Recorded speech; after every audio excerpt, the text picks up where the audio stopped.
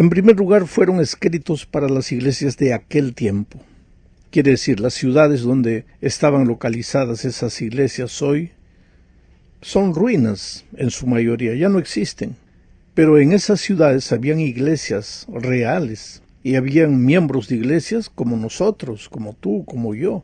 Juan escribió para esas iglesias porque esas iglesias tenían sus particulares situaciones, sus dificultades espirituales, sus momentos de desánimo, en fin, el mensaje de Jesús va a través de Juan para animar a esas iglesias reales. Esa es la primera aplicación. El mensaje, claro, lo dio el propio Señor Jesucristo para las circunstancias que las iglesias vivían en aquel tiempo, pero también para advertir los peligros espirituales que cada una de esas iglesias enfrentaba. Ahora, hay una segunda aplicación de estos mensajes, y esa aplicación es profética. Y cada iglesia representa uno de los 7 periodos por los que la iglesia cristiana habría de pasar a lo largo de la historia. El cristianismo asombrosamente pasó por las circunstancias y las situaciones descritas proféticamente en los mensajes a las iglesias locales de Asia. Pero hay una tercera aplicación. Esos mensajes también tienen que ver con nosotros hoy. Esa es una aplicación espiritual. Debemos aplicar esos mensajes a nosotros como iglesia y como miembros individuales de la iglesia en el último periodo de la historia de este mundo. El peligro que corremos es el de endulzarnos con los detalles históricos y proféticos, recordarnos la fecha, que este periodo va de este año, este otro año y aquello, y hay gente que discute por causa de un año, que fue para más, que fue para menos, etc. Estamos más preocupados con esos detalles históricos y nos olvidamos que de una u otra forma esos mensajes se dirigen a nosotros hoy, yo diría a mí hoy, como miembro de iglesia, como pastor. Comencemos pues con el mensaje a Esmirna y Pérgamo. Esmirna era una ciudad hermosa y rica, pero también un centro de culto al emperador. Negarse a adorar al emperador en la ciudad de Esmirna era un crimen que se pagaba con la pena de muerte en el circo romano o en la hoguera. Por eso la forma como Jesús se presenta a esta iglesia de Esmirna tiene mucho sentido y prueba una vez más que Él conoce todas las circunstancias de nuestra vida. No hay un momento difícil que nosotros vivamos que Jesús no conozca. Leamos Apocalipsis 2, 8 y 10. Escribe el ángel de la iglesia en Esmirna, el primero y el último, el que estuvo muerto y vivió, dice estas cosas. No tengas ningún temor de las cosas que has de padecer. He aquí el diablo va a echar a algunos de ustedes en la cárcel para que sean probados, y tendrán tribulación por 10 días. Sé fiel hasta la muerte, y yo te daré la corona de la vida. Es interesante, querido, que en este texto, Jesús se presenta como el primero y el último, el que estuvo muerto y vivió. ¿Por qué? Porque la iglesia estaba sufriendo persecución y muerte, y Jesús se presenta como aquel que les garantiza que no hay que tener miedo de morir, porque la muerte para el cristiano es circunstancial. Ahora, aquí se habla de 10 días de persecución, y exactamente la iglesia local de Esmirna tuvo 10 días terribles de persecución y de matanza a los cristianos de aquellos tiempos. Pero proféticamente esto se aplica al segundo periodo de la iglesia cristiana. Y esos 10 días proféticos que se menciona aquí son los 10 años de terrible persecución impuesta por el emperador Diocleciano, que va desde el año 303 al 313 después de Cristo. En este último año, el 313, Constantino el Grande emitió el edicto de Milán que otorgaba libertad religiosa a los cristianos. Ahora ve la cosa maravillosa. La iglesia de Esmirna real, en los tiempos en que la iglesia existía en la ciudad de Esmirna, real, fue perseguida por 10 días. Pero proféticamente un día simboliza un año. Y la iglesia cristiana fue perseguida por 10 años. O sea, todo encaja proféticamente. Por eso digo que los mensajes tienen una aplicación local para la iglesia de esos tiempos y una aplicación profética para la iglesia de todos los tiempos. El mensaje a Esmirna se refiere proféticamente al segundo periodo histórico de la iglesia. Veamos ahora Pérgamo. Pérgamo, por su lado, era una ciudad que se había vuelto el centro de varios cultos paganos, incluido el culto al dios griego de la sanidad y representado por una serpiente. Venía a Pérgamo gente de todas partes para ser curada, pero por otro lado Pérgamo era una ciudad cruel y que perseguía impiedosamente a los cristianos. Por eso el mensaje a esta iglesia dice que los cristianos de Pérgamo viven donde mora Satanás y donde está su trono, de tan malvados que eran los paganos para perseguir a los cristianos. La iglesia de Pérgamo es un retrato profético de la iglesia cristiana en su tercer periodo, el año 313 al 538 después de Cristo, aproximadamente. Si bien los cristianos de ese tiempo permanecieron fieles, la decadencia espiritual y la apostasía crecieron rápidamente. Observa la advertencia que Jesús les hace por causa de eso.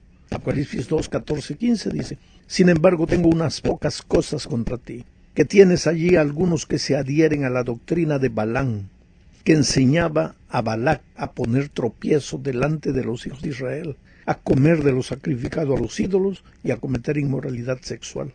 Asimismo, tú también tienes a los que se adhieren a la doctrina de los nicolaitas».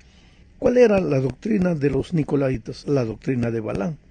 Para entender esto y para entender lo que defendían los nicolaitas, tendríamos que remitirnos a los tiempos de Balaam, que sugirió al pueblo de Israel que hiciera pacto con los paganos para evitar la muerte. En vista de la persecución, los nicolaitas defendían la idea de transigir en algunos principios con Roma a fin de evitar el sufrimiento, la persecución. Por ejemplo, ellos decían: no podríamos seguir adorando a Dios, pero también adorar como que si fuera de mentira al emperador. De este modo, pensaban los nicolaitas, el emperador no tendría motivos para perseguirlos. Pero la verdad es que si tú transiges en un principio, todos los otros también se vienen abajo. Y ese era el problema de la iglesia de Pérgamo. La inmoralidad sexual que se menciona aquí se refiere a la fornicación doctrinaria. Quiere decir, ellos comenzaron a mezclar la verdad con el error, las verdades bíblicas con las tradiciones humanas. Comenzaron a aceptar enseñanzas humanas venidas del paganismo para evitar ser perseguidos. Veamos ahora el mensaje a Tiatira. Esta es la segunda parte de nuestro estudio. Tiatira fue una ciudad insignificante en relación a las otras, pero la iglesia de Tiatira se enfrentaba a un problema de carácter financiero, económico. Es que todos los habitantes de Tiatira que quisieran participar de la vida financiera de la ciudad tenían que afiliarse a un gremio financiero, y esto involucraba participar de las fiestas y otras actividades del gremio. La persona que se aislara de estas actividades prácticamente no podría vivir, porque financieramente también se encontraría aislada. O sea, la iglesia de Tiatira también se vio presionada a transigir, ya no por causa de la persecución, sino por la conveniencia financiera, económica, de sobrevivencia. El nombre Jezabel que se menciona en el mensaje a Tiatira se refiere a la esposa del rey Acab, que llevó a Israel a la apostasía. En el mensaje a Tiatira se la describe a Jezabel como espiritualmente inmoral. Los cristianos que por conveniencia adoptaban ideas y prácticas paganas cometían adulterio espiritual con Jezabel. La iglesia de Tiatira simboliza la condición del cristianismo en su cuarto periodo, del 538 a 1565 después de Cristo, la época de la Reforma más o menos. El peligro ya no venía en este periodo de afuera de la persecución exterior, sino de adentro. La tradición lentamente fue reemplazando a la Biblia. El sacerdocio humano y las reliquias sagradas fueron reemplazando lentamente al sacerdocio de Cristo. y las obras empezaron disimuladamente a ser consideradas medios de salvación. En este periodo de la historia, los que no se contaminaban con una religión que se volvía cada vez más pagana sufrían persecución e incluso la muerte. Pero no todo fue malo en ese periodo. Jesús también elogia a la iglesia de Tiatira por sus obras últimas. Estas obras últimas se refieren a la reforma y al inicio de un retorno a la Biblia. Vamos ahora a la tercera parte. En esta tercera parte veremos el mensaje a Sardis. Apocalipsis 3, 1 al 3 dice: Yo conozco tus obras, que tienes nombre de que vives, pero estás muerto. Sé vigilante y refuerza las cosas que quedan y están a punto de morir, porque no he hallado que tus obras hayan sido acabadas delante de Dios. Acuérdate, pues, de lo que has recibido y oído, guárdalo y arrepiéntete. Si no eres vigilante, vendré como ladrón. Nunca sabrás a qué hora vendré a ti. En este periodo, después de la Reforma, pues en la Reforma todo fue maravilloso, porque la Iglesia de las tradiciones se volvía al estudio de la palabra de Dios. El mensaje de la justificación por la fe era destacado, proclamado, sin ningún temor. Pero, ¿qué sucedió? A medida que el tiempo fue pasando, la Iglesia se fue adormeciendo. No puede existir peor descripción de una iglesia que tú tienes nombre que vives, pero estás muerto. No puedes tomar un cadáver y maquillarlo de tal manera que todos crean que esa persona está viva. ¿Por qué? Porque es incapaz de levantarse, por más bonita que esté. ¿Y por qué no se levanta? Porque está muerta. Bueno, la iglesia de Sardis era así, inclusive porque estaba localizada en una parte donde estaba una parte alta de la ciudad. Ella pensaba que estaba segura, por eso la iglesia en ese periodo de tiempo también sentía la seguridad de que la persecución había terminado, pues con la reforma ya estaban muy animados, se sentían seguros. Sardis simboliza el periodo de la iglesia post-reforma, cuando cayó en un estado de somnolencia espiritual. No se acusa a la iglesia de ningún pecado abierto, de apostasía. Se la acusa de letargo espiritual. El énfasis en la gracia salvadora del Evangelio y el compromiso con Cristo disminuyó, dando lugar a argumentos filosóficos, áridos y dogmáticos, vacíos, fríos, pura teoría. La iglesia de este periodo parecía estar viva, pero estaba espiritualmente muerta. Pero este mensaje se aplica también a todas las generaciones de cristianos, inclusive a la nuestra. El tema de la justificación por la fe, por ejemplo. Algunos corremos el peligro de serlo tan teórico, que caemos en el mismo problema de la iglesia de Sardis. El tema de la justificación por la fe es un tema práctico, no es tanto conocimiento teológico. Es depender de Jesús, y para depender de Jesús todos los días tienes que orar, estudiar la Biblia y compartir tu fe, porque al hacer eso le estás diciendo a Jesús: Señor, yo no puedo, yo no tengo fuerzas, por eso voy a ti. Tú eres mi Dios, tú eres mi roca, tú eres mi salvación. Ahora, ¿de qué vale que tú conozcas el tema y citas por aquí y citas por allá, pero no oras, no estudias la Biblia, no compartes tu fe?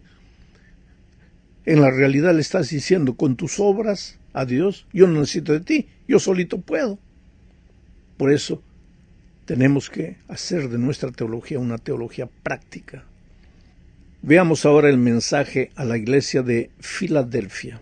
Apocalipsis 3, 7 y 8 dice: Escribe al ángel de la iglesia en Filadelfia, el santo y verdadero, el que tiene la llave de David, el que abre y nadie cierra, y cierra y nadie abre. Dice estas cosas: Yo conozco tus obras, he aquí he puesto delante de ti una puerta abierta, la cual nadie puede cerrar, porque tienes un poco de poder y has guardado mi palabra y no has negado mi nombre. Sabes, el mensaje a Filadelfia se aplica proféticamente al gran reavivamiento del protestantismo durante el primer y el segundo despertar que tuvieron lugar en Gran Bretaña y Norteamérica de 1740 a 1844. La puerta abierta se refiere sin duda al inicio del juicio investigador en 1844. A partir de este momento, el tiempo es corto. Antes de 1844, el mensaje de la pronta venida de Cristo se había proclamado con mucha fuerza en muchas partes del mundo, Chile, Europa, Estados Unidos. Apocalipsis 3:12 presenta una promesa. Al que venza, yo le haré columna en el templo de mi Dios, y nunca jamás saldrá fuera, y escribiré sobre él el nombre de mi Dios, y el nombre de la ciudad de mi Dios, la nueva Jerusalén, que desciende del cielo, enviada por mi Dios, y mi nombre nuevo. La promesa del nombre de Dios sobre los vencedores indica que el carácter de Dios se percibirá en su pueblo, porque el carácter simboliza el nombre simboliza el carácter. El mensaje de que Cristo promete preparar a su pueblo para ese gran acontecimiento, perdonando sus pecados y escribiendo su ley en su corazón, es tan importante como el mensaje de que Cristo viene pronto. Y ahora, querido, llegamos al fin de este estudio corto, hablando del mensaje a la Odisea. Esta ciudad era una ciudad rica, situada en la principal ruta comercial. Era famosa por su industria de la lana, sus bancos llenos de oro, una escuela de medicina que producía ungüento para los ojos. Gente de muchos lugares venía a la Odisea a conseguir ese ungüento para los ojos. La prosperidad de la Odisea colmó a los habitantes de autosuficiencia. Y eso afectó a la iglesia de ahí también. Ahora, lo que yo voy a hacer es leer el texto para sacar las lecciones que sirven para nosotros hoy. Apocalipsis 3, 14 al 21 dice: Escribe al ángel de la iglesia de la Odisea, el Amén, el testigo fiel y verdadero, el origen de la creación de Dios, dice estas cosas. ¿Por qué el origen de la creación de Dios? Porque está hablando aquí del pueblo que se levantó en 1844, el movimiento adventista, simbolizado por el tercer ángel que predica el evangelio eterno, la hora del juicio y el tema de la creación. Por eso Jesús se presenta a la iglesia de la Odisea como el origen de la creación de Dios. Dice estas cosas, sigo leyendo: Yo conozco tus obras, que ni eres frío ni caliente. ¿Por qué no era frío ni caliente? Porque pues dice que ahí abundaban aguas termales, aguas que bajaban de arriba, pero cuando llegaban a la ciudad ya no estaban calientes, estaban tibias. La tibieza indica que hay dos lados. Hoy día, si tú quieres agua tibia, ¿qué haces? Abres la llave de agua caliente, la llave de agua fría, y ahí tienes el agua tibia. En el tiempo de Cristo, Jesús llamó a la iglesia hipócrita sepulcros blanqueados. Por fuera muy bonito, mármol blanco, por dentro hueso podrido. Y si la Odisea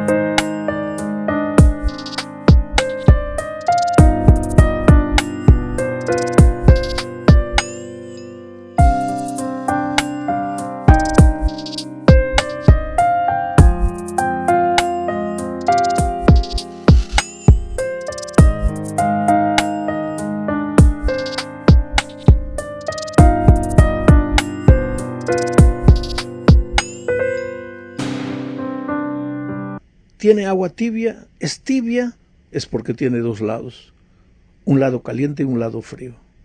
¿Cuál es el lado caliente? Por fuera, muy bonito, todo maravilloso, bautizamos tanto, hemos reunido tanto de diezmo, tenemos tantas escuelas, tantas universidades, muy bonito, maravilloso. Y por dentro, esto es lo que nos preocupa, a mí, a ti. A nosotros como cristianos tenemos que dejar de olvidarnos un poquito de la profecía. Entiéndeme bien, no estoy diciendo olvídate de la profecía, pero que nuestra atención no esté más en la profecía, sino en la aplicación espiritual. ¿Qué tengo que mejorar yo? ¿Dónde tengo que crecer yo? ¿Qué tengo que corregir yo? Porque Jesús dice, yo conozco tus obras, sigo leyendo el texto, que ni eres frío ni caliente, ojalá fueras frío o caliente. Así porque eres tibio y no frío ni caliente, estoy por vomitarte en mi boca. Ya que tú dices, soy rico, me he enriquecido, no tengo ninguna necesidad. Y no sabes que tú eres desgraciado, miserable, pobre, ciego, desnudo. Yo te aconsejo que de mí compres oro refinado por el fuego para que te hagas rico de verdad. Vestiduras blancas.